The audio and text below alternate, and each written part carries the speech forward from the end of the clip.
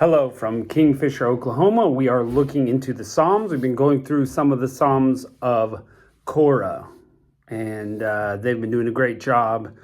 They've had some interesting ones, some kind of different, but also some great classic lines moving through these Psalms. So let's jump into Psalm 48. Great is the Lord, and greatly to be praised in the city of our God, in the mountain of his holiness. Beautiful for situation, the joy of the whole earth is Mount Zion.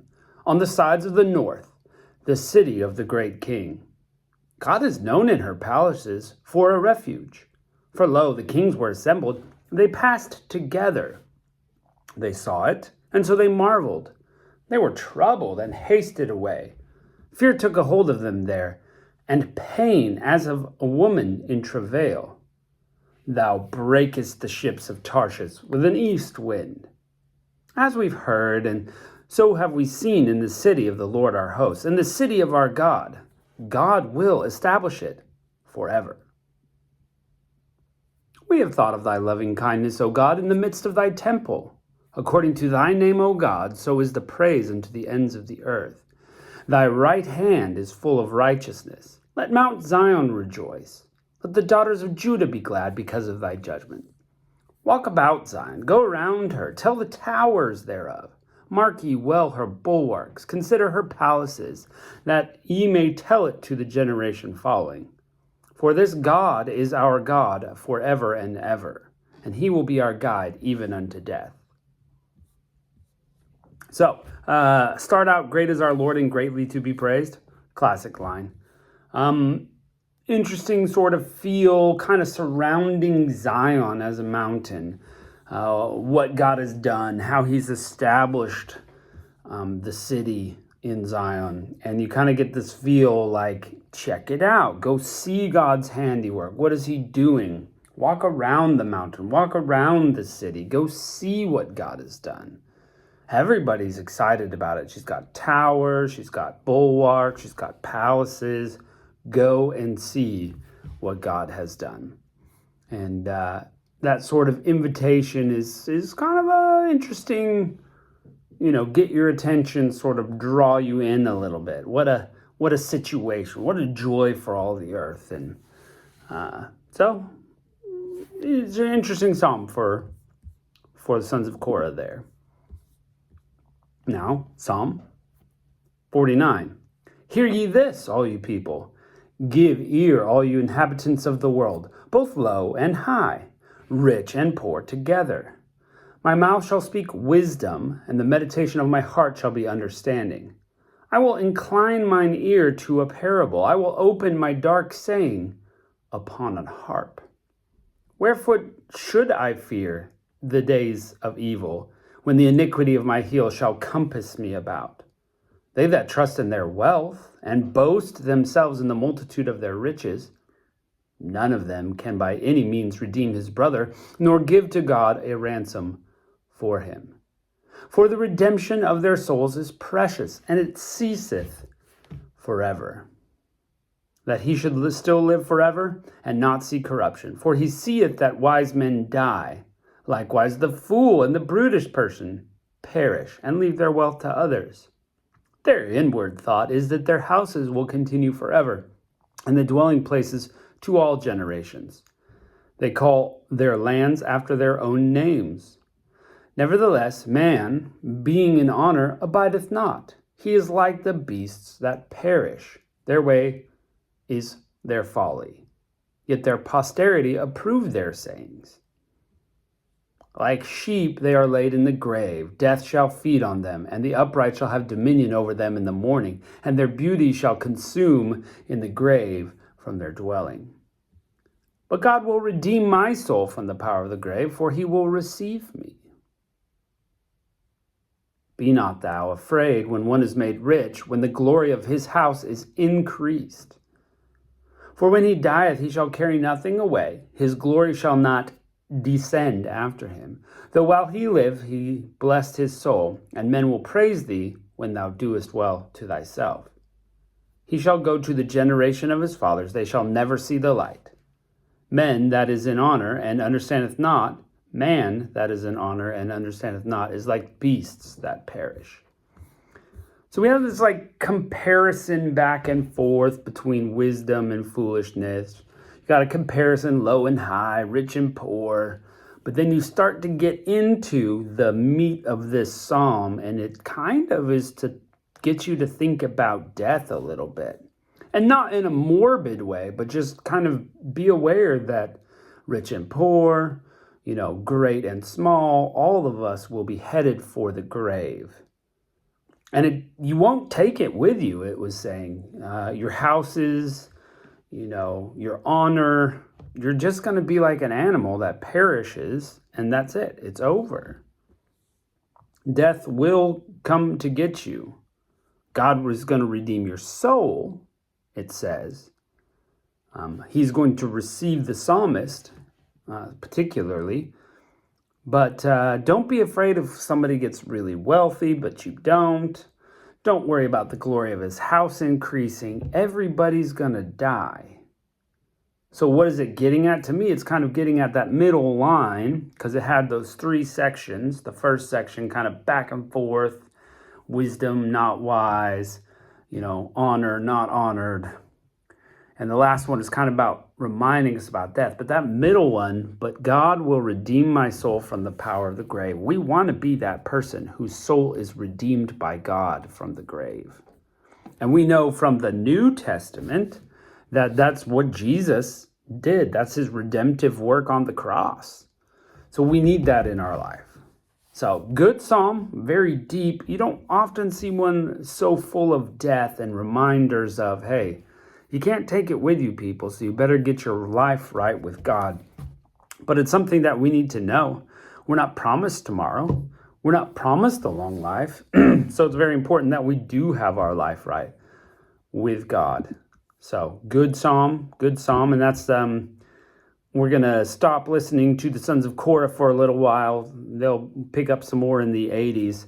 But this next psalm is credited to Asaph, who I believe is a contemporary of David, and at this, at kind of the same time that all these are being written, and part of the Levites, maybe. I'm sorry I didn't look that up, but I'll try to get it for the next one. But anyway, Psalm 50, credited to Asaph. Psalm 50. The mighty God, even the Lord, hath spoken and called the earth from the rising of the sun to the going down thereof. Out of Zion, the perfection of beauty, God hath shined. Our God shall come and shall not keep silence. A fire shall devour before him, and it shall be very tempestuous round about him. And he shall call the heavens from above and to the earth, that he may judge his people. Gather my saints together unto me, those that have made a covenant with me by sacrifice. And the heavens shall declare his righteousness, for God is judge himself. Hear, O my people, and I will speak, O Israel. I will testify against thee. I am God, even thy God. I will not reprove thee for thy sacrifices or thy burnt offerings to have been continually before me. I will take no bullock out of thy house, nor he-goats out of thy folds. For every beast of the forest is mine, and the cattle on 1,000 hills. I know all the fowls of the mountains, and the wild beasts of the field are mine. If I were hungry, I would not tell thee, for the world is mine, and the fullness thereof. Will I eat the flesh of bulls and drink the blood of goats? Offer unto God thanksgiving, and pay thy vows unto the Most High. And call upon me in the day of trouble. I will deliver thee, and thou shalt glorify me. But unto the wicked God saith, What hast thou to do to declare my statutes? Or that thou shouldst take my covenant in thy mouth, seeing that thou hatest instruction, and casteth my words behind thee? When thou sawest a thief, then thou contendest with him, and hast been partaker with adulterers. Thou givest thy mouth to evil, and thy tongue frameth deceit. Thou sittest and speakest against thy brother. Thou slanderest thine own mother's son. These things thou hast done, and I kept silence. Thou thoughtest that I was altogether such a one as thyself, but I will reprove thee and set them in order before thine eyes. Now consider this, ye that forget God, lest I tear you in pieces, and there will be none to deliver. Whosoever offereth praise glorifieth me, and to him that ordereth his conversation aright will I shew the salvation of God. So, pretty amazing psalm. Some deep thoughts in here. Famous lines, from the rising of the sun to the going down of the same. Where was it? Heavens will declare the righteousness. Yeah. It's interesting. You get this picture, and that's what we like about Psalms sometimes, this picture of God coming down in fire, and everything in front of him is this big tempest of, power and glory.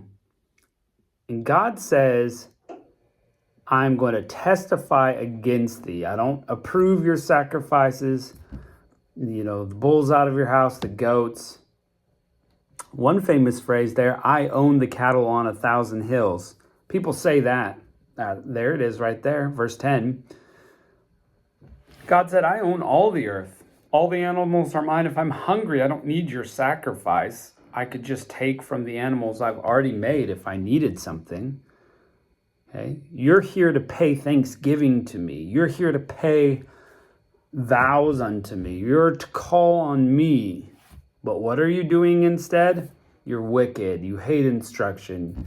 You cast my words away. Your mouth is evil. Your tongue is deceitful. You speak against your brother and slander him. You forget God.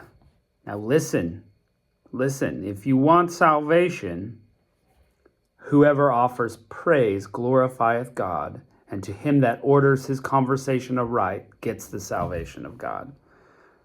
Interesting phrases, like all these bad things you're doing, and then you're offering, be like, hey, it's fine. I offered the offering. And he's like, I don't need your offering. What you should be doing is being obedient. I think that comes later too. I can't remember which prophet it is. To obey is better than sacrifice. And that's something that we really need to learn as a society, because we don't have it. We don't do it. So that's interesting. There was one more line that I thought was pretty amazing. Hopefully I can find it here.